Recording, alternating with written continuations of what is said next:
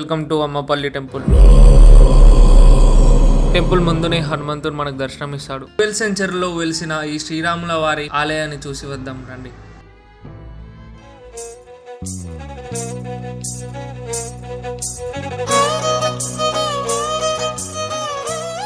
ఈ సీతారామచంద్రుడు ఇక్కడ కొలువు తీరటంతో ఈ ఊరికి అమ్మపల్లి అని పేరు వచ్చింది. ఈ టెంపుల్ చాలా పురాతనమైనది. కొందరేమో 11th సెంచరీ అంటున్నారు, కొందరేమో 12th సెంచరీ అంటున్నారు. దీన్ని చూస్తేనేమో చాలా పురాతనమైనదిగా ఉంది. గుడి గోపురం అయితే చాలా బ్యూటిఫుల్గా చాలా పెద్దగా ఉంటుంది. ఈ టెంపుల్ శంషాబాద్ నుంచి 5 కిలోమీటర్స్ డిస్టెన్స్లో ఉంటుంది. అలాగే హైదరాబాద్ నుంచి 60 km డిస్టెన్స్లో ఉంటుంది. ఈ టెంపుల్లో చాలా మూవీస్ తీశారు. మూవీస్ గురించి తర్వాత మాట్లాడుకుందాం, కానీ మెయిన్ అట్రాక్షన్ అయినా ఈ కొలను గురించి మాట్లాడుకుందాం. ఈ కొలను చాలా ప్రత్యేకమైనది. ఇంతకుముందు ఆ కాలంలో రాజులు ఇందులో స్నానం చేసేవాళ్ళట. ఈ కొలను ఇప్పుడు మొత్తం వెడ్డింగ్ స్పాట్స్గా మారిపోయింది. అన్ని వెడ్డింగ్ షూట్స్ ఇక్కడే అవుతున్నాయి. చాలామంది చూడ్డానికి కూడా వస్తున్నారు.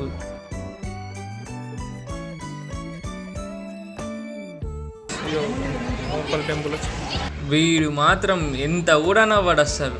ఆ రాజులు స్నానం చేసిన వాటర్లో అలా కాసేపు ఆడుకొని వెళ్ళాలి. ఇది మెయిన్ రూల్. ఇంత పీస్ఫుల్ నేచర్ని ఎంజాయ్ చేద్దామని వస్తే అందరూ ఫోటోషూట్లో మునిగిపోయారు. ఇక్కడ మొత్తం వెడ్డింగ్ షూట్స్ అవ్వడం వల్ల చాలా ఫేమస్ అయిపోయింది.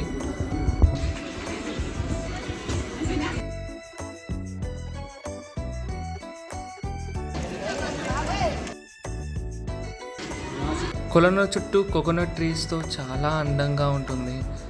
ఈ టెంపుల్ మొత్తం స్టోన్స్తో బిల్డ్ చేశారు.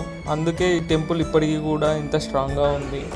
ఈ రాళ్లతో గుళ్ళు ఎలా కడతారో ఏముందో ఇప్పటికి కూడా ఎంత స్ట్రాంగ్గా ఉన్నాయి చూడండి. ఇంతసేపు గుడి బయటే ఉన్నాము, ఇప్పుడు లోపలికి వెళ్దామా? గుడిలో ఎంటర్ కాగానే అసలు మాటలు చూడండి మీరే ఎలా ఉందో గుడి.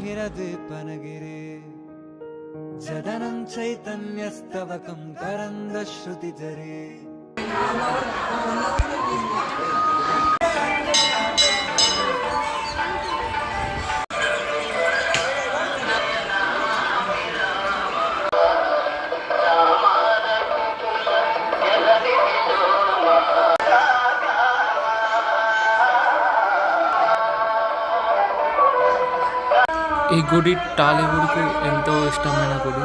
చాలా మూవీస్ తీశారు ఇందులో. అంతేకాదు ఈ గుడి టాలీవుడ్కి ఒక సెంటిమెంట్గా మారిపోయింది.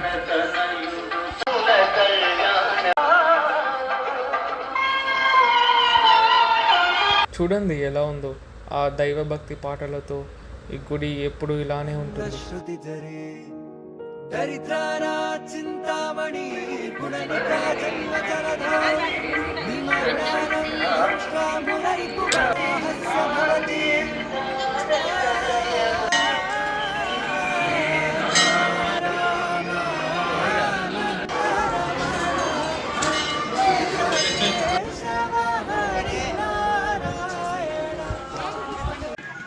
చూసారా ఎంత ప్రశాంతంగా ఉందో ఈ గుడి.